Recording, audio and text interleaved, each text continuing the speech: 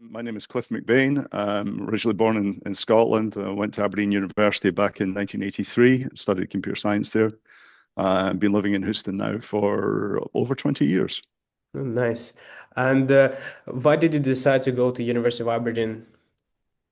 My father was from Aberdeen, so I had a connection with Aberdeen my whole life. He took me to my first game at Pittodrie, and I think I Mhm. was 5 at the time. So I was always, and my grandparents lived there, so we visited a lot. And then my dad, he worked in the prison service, so he moved around quite a bit, and he was at Peterhead, so Aberdeen was a fairly close location from there. So Mhm. yeah, it seemed to make sense. Yeah. And why computer science? Well, computer science, that was interesting. I mean, like a lot of teenagers, I really didn't know what I wanted to do. I mean, I wanted to go to university and study Yeah. something, but it was really down to my high school maths teacher. He introduced an Apple desktop PC to Hmm. the school, the first one that they had when I was in high school in Inverness.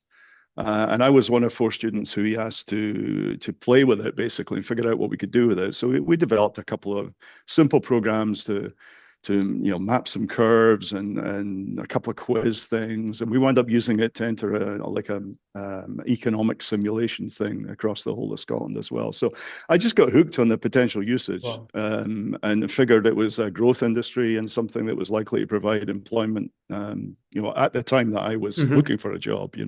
Of course. Interesting. And what are some of your favorite memories as a student in Aberdeen? Well, going to Pittodrie, obviously, I'm a big Aberdeen fan. But yeah, I mean, I met a lot of great people from all over. I went to like 6 different schools when I was growing up. The family moved quite a bit with my dad's employment, so I stayed in touch with some people that I otherwise wouldn't have. Um, I mean, the buildings are fantastic as well, particularly in old Aberdeen. I mean, Hmm. it's just got a lot of tradition and history, Yeah. and I appreciate that. Were you part of any societies or clubs or sports teams? I wasn't. No, I didn't get too involved in that side of things. No, I didn't. I was busy doing other stuff, I guess.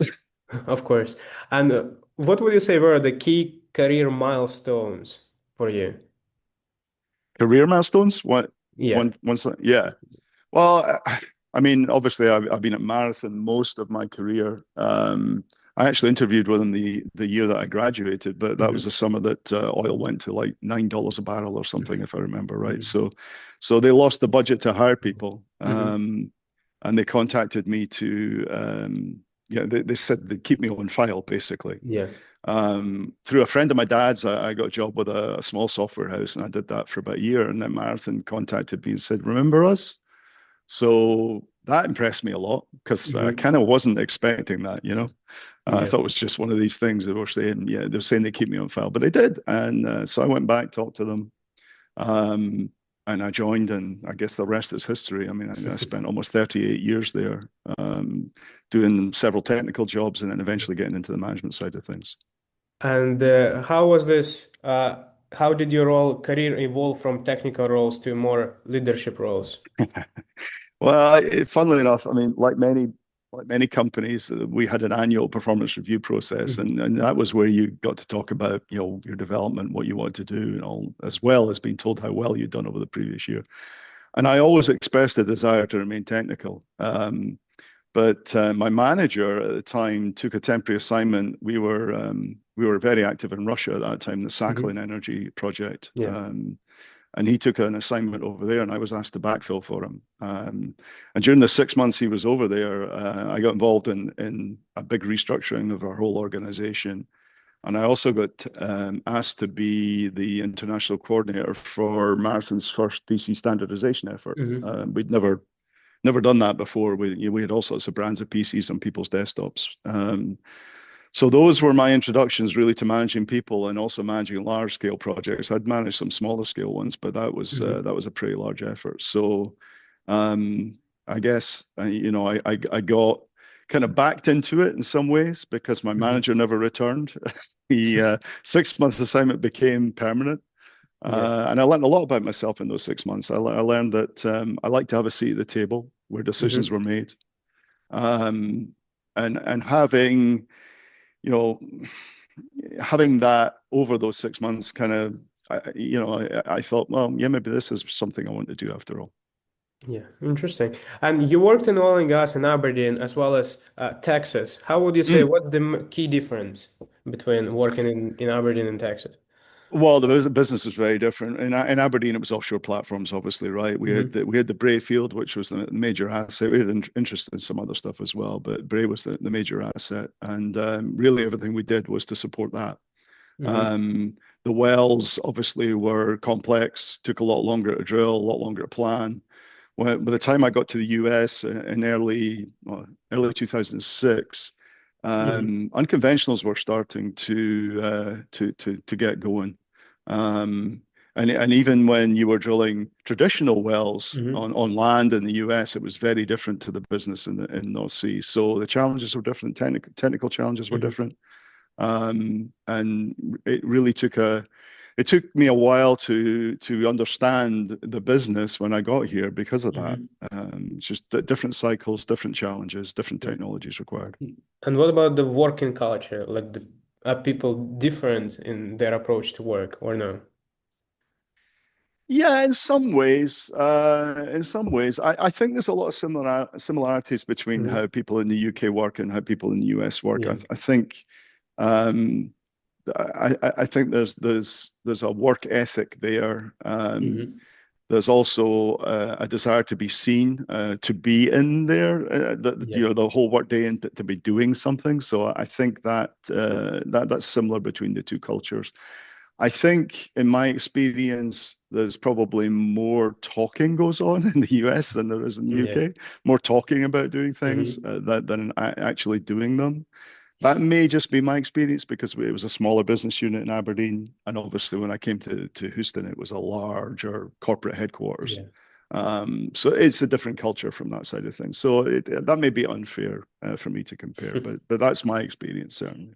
And what were some of the biggest technological changes that you witnessed over your career, and how did you adapt to them? Well, I mean, if you get into technology, you're going to be dealing with change all the time, right? I mean, Yeah. I guess when I first started, we had mainframes and standalone workstations, and that was the base technology for most things. PCs came along, followed by the internet, and then you saw, and then the LANs obviously, and local area networks, and then wide area networks. Then you saw a lot of things moving back kind of the other way into CPU clusters and GPU clusters Hmm. to provide the computing power that was required for certain workflows.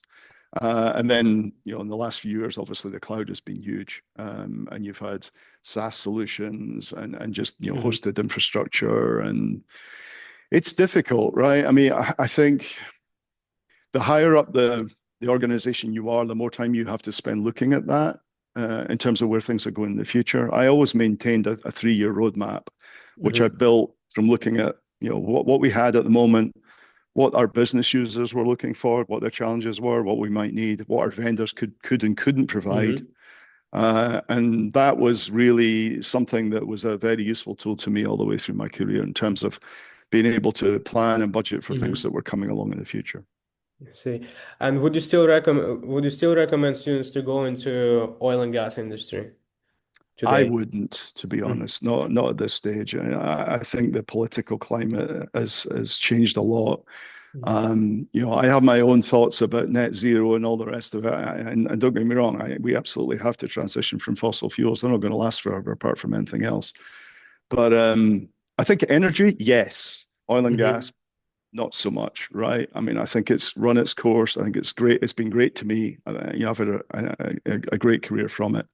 But I certainly would have encouraged either of my kids to go into it. Neither of them were interested anyway. They wanted to do Hmm. something completely different. But I don't think oil and gas is a long-term career at this stage for Hmm. anyone that's just graduating. I But understand. yes, energy, absolutely. And a lot of the skills are Hmm. transportable. And what would be your advice for students who are interested in career in energy and also IT aspect to it? I think, regardless, I mean, whether it's energy or not, right? I mean, if you're going to work in information technology in any shape or form, you need strong technical skills. They're always going to have value, and keeping them current is a constant challenge, as we talked about earlier in this area, because technology is always moving. But I think the really important thing, whether you're working in energy or in any industry, is understanding the business. It's great to be a technology geek and to understand things inside and out, but if you can't apply that technology and talk to the business about how that technology can make things Hmm. better for them, then you're not using it to solve real world problems, and it becomes almost like a lab experiment, right? You need to be adding value to the business, unless Hmm. you're working for a technology company, and then your pure focus is technology. But I always enjoyed operating in the space between technology and the business, and having an understanding of both, and really trying to drive improvements in Hmm. the way that the business users could operate using technology. Hmm. And what are some of the common mistakes that young professionals make when starting their career in technical careers? Sure. I have been asked this one before. Yeah, at different times in my career, I've kind of mentored interns and all that kind of stuff, and it's a common question. I think one common mistake is to assume that your line manager will take care of your career development for you. Mhm. You have to own that. You have the responsibility to make it clear what you want to do. And your manager then needs to work with you to make it happen through the right combination of experience and training. It's a partnership, right? So I think that's one thing. You have to own your career. The second thing is maybe being a bit inflexible in terms of what you want to do. You know, having a very fixed idea of where your career is going to go, Mhm. and what your career path should be. I think that can lead to turning down opportunities that come along, whether they're projects or temp assignments or Mhm. promotions or whatever, right?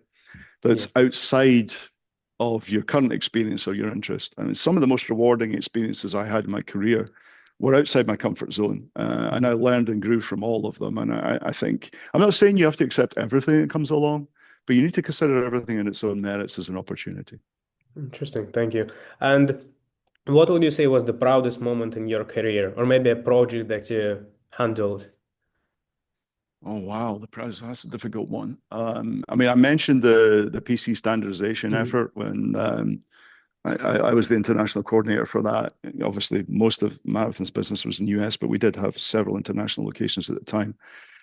That was a big effort, and it was recognized all the way up to board level while I was still in Mhm. Aberdeen. So I think that's what really exposed me to this side of the business.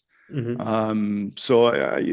That was probably one highlight in my career, um, that I'm proud of looking back. And the last question is, what advice would you give to your younger self? My younger self, oh wow, yeah, how young?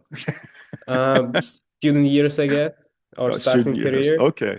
Well, I guess the first thing would be when I was a student, even going back to high school, there was all this hype about shorter work weeks and improved work-life balance coming in the near future, Hmm. and that never happened, not in my experience anyway. So I certainly advise myself to ignore that. But I think it goes back to what I've told many early career IT professionals over the years. Technology is constantly evolving. You need to keep your technical skills current if you're going to stay in this industry.